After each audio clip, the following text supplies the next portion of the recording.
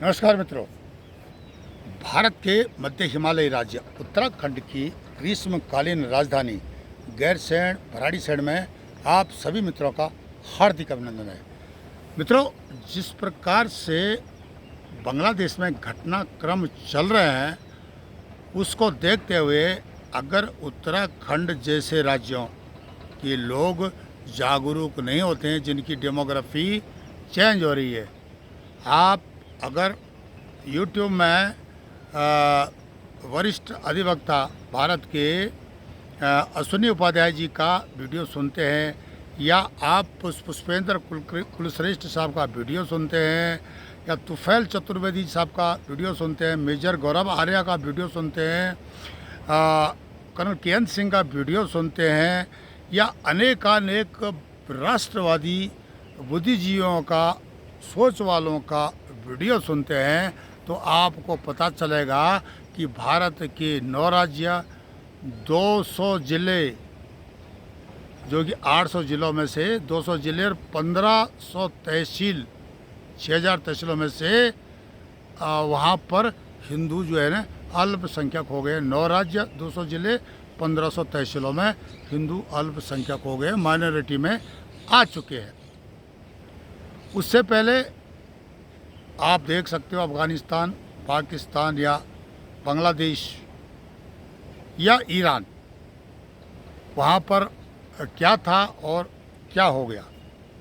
तो ये सारी डेमोग्राफी चेंज करने का प्रोसेस है, बहुत स्लो प्रोसेस है, और यह तब से चल रहा है जब से जिहाद की सोच लोगों के दिमाग में डाली गई है, फीड की गई है।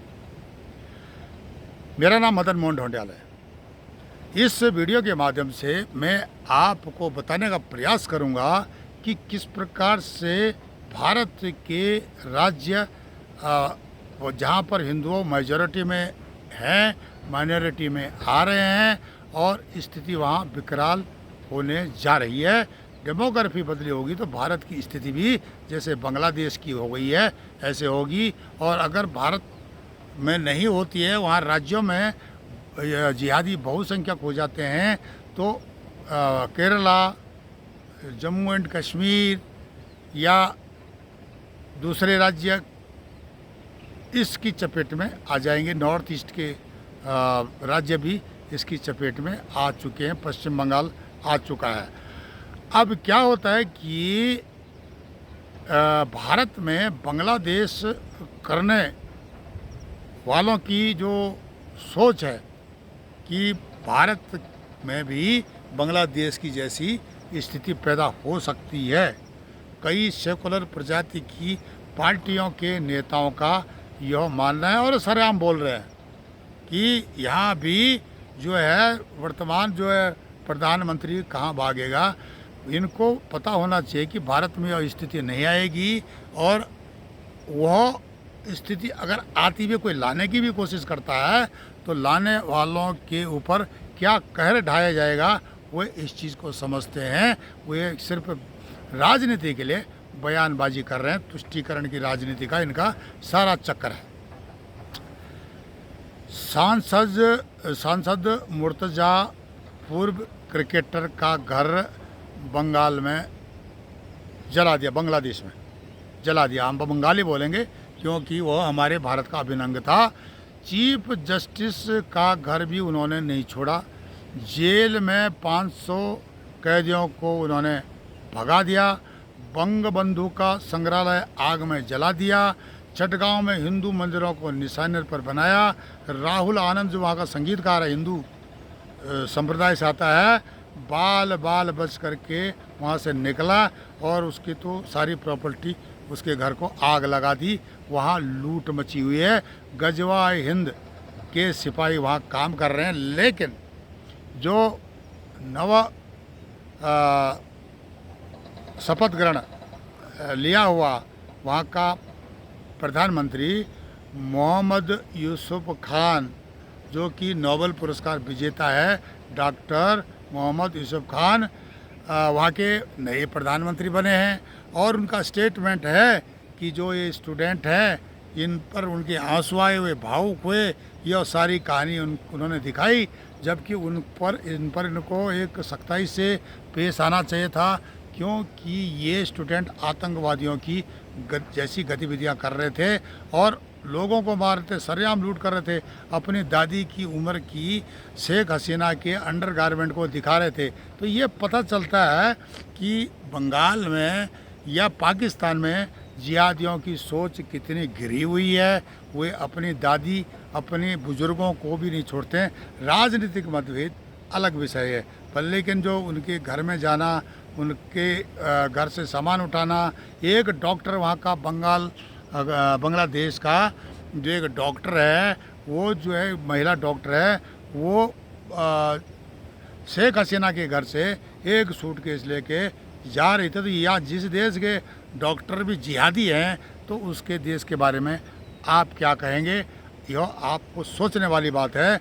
उत्तराखंड जैसे मध्य हिमालय राज्य में जिहादियों की घुसपैठ जिस प्रकार बढ़ी है, इस पर जो है यहाँ के बुद्धिजीवियों, राजनीतिज्ञों, जनप्रतिनिधियों को सोचना पड़ेगा, क्योंकि इनके दम पर कई सेकुलर प्रजाति के नेता, सेकुलर प्रजाति की पार्टियां, आप इशारा समझ गए होंगे, यहाँ पर किस प्रकार से उनको मदद करती है। अब स्थानीय चुनाव होंगे 1-2 महीने बाद, तो उस समय स्थानीय निकायों के चुनाव में ये जिहादी सोच के जो सेकुलर प्रजाति के लोग हैं, वे इनका सहारा लेंगे।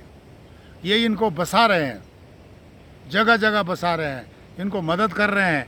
उत्तराखंड के अनेक जो है व्यापार मंडल के अध्यक्ष हैं, उनको व्यापार के लिए बिठा रहे हैं, तुम यहाँ व्यापार करो, बैठो और मुझे वोट दो ताकि मैं दोबारा अध्यक्ष बनूं, गजवा हिंद का पैसा मुझे आए, देश को बर्बाद करने में मैं भी हाथ बटाऊं। ये स्थिति चल रही है। अगर उत्तराखंड का मानव, उत्तराखंड का मानुष, उत्तराखंड का जो यहाँ का मूल निवासी है, यहाँ तक कि उत्तराखंड में गढ़वाली और कुमाऊनी जो मुसलमान हैं, जो यहाँ बरसों से रह रहे हैं, वे यह इस विषय को संज्ञान में लेते हैं, तो हो सकता है कि यहाँ की बर्बादी भी न हो आने वाले समय में।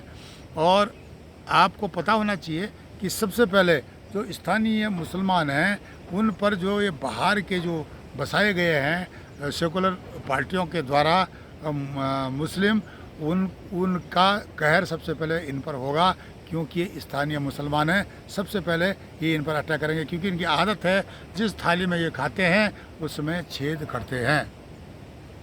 मित्रों, तो ये उत्तराखंड की डेमोग्राफी को मैं इसलिए बांग्लादेश से जोड़ रहा हूँ कि बांग्लादेश भी कभी एक हिंदू बाहुल्य इलाका था। आज वहाँ पर 1,30,00,000 हिंदू हैं, जो कि अपनी जान बचाने के लिए दर दर भटक रहे हैं, सोच रहे हैं कि कैसे बांग्लादेश को छोड़ा जाए।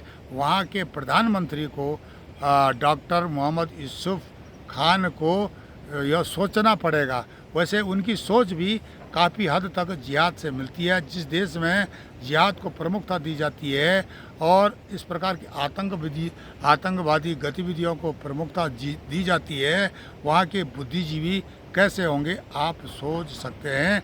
साजिद वाजिद, जो कि शेख हसीना जी का लड़का है, पूर्व प्रधानमंत्री बांग्लादेश की, उन्होंने कहा है कि यहाँ पर मतलब बांग्लादेश में जो चल रहा है विद्रोह, इसके पीछे पाकिस्तान स्थित ISI का हाथ है। और ये बिल्कुल काफ़ी हद तक सही है। अगर उत्तराखंड के या भारत के अन्य राज्यों के लोग जहाँ की डेमोग्राफी बदली हो रही है, वे इस विषय को नहीं समझते हैं, उन सेकुलर पार्टियों का जो है उनको हाशिए पर नहीं करते हैं, तो यहाँ पर भी यह सब होगा और यह भुगतने के लिए आप हो सकता न रहें, पर लेकिन आने वाले लोगों को यह सब भुगतना पड़ेगा। ये शेख हसीना किस प्रकार से वहाँ से अपनी बहन के साथ जान बचा करके भारत आई, सबको पता है। 45 मिनट का समय उनको चीफ ऑफ आर्मी स्टाफ ने दिया बांग्लादेश के, और वे 45 कैसे भी 45 मिनट में अपने को समेट करके भारत आई और अब वे शरण की सोच रहे हैं। लेकिन अभी अभी पता चला है कि उनके लड़के ने बताया है कि यह वे अभी वापस बांग्लादेश जा सकते हैं। अब क्या घटनाक्रम होता है ये बात की बात है, लेकिन यह सच है कि बांग्लादेश में जो कुछ हो रहा है आने वाले समय में उत्तराखंड जैसे राज्यों में भी हो जाएगा। इसलिए उत्तराखंड के लोगों को हमारा यह संदेश है कि वे समझें और ऐसी सेकुलर प्रजाति की राजनीतिक पार्टियों जनप्रतिनिधियों को वोट न दें जो कि भारत में भी इस तरह की स्थिति करने की सोचते हैं। आप हमारे चैनल ई गेट को लाइक करें, सब्सक्राइब करें, कमेंट करें, शेयर करें और हमारे वीडियो को सुनते रहें। तब तक के लिए नमस्कार, धन्यवाद।